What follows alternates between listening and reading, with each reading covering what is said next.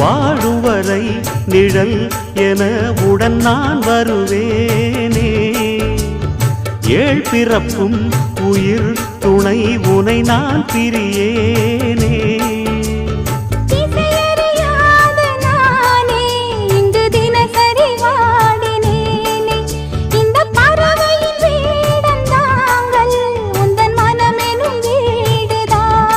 நீண்ட காலம் நேர்ந்த சோகம் நீங்கி போக நானும் தீண்ட யோகம் விளங்கிட. பூமிக்கு ஒரு வாரம் என்று எண்ணி இருந்தேன், பூமுடிக்க யாரும் இன்றி கண்ணி இருந்தேன். சொந்தமின்றி பந்தமின்றி நானும் இருந்தேன்.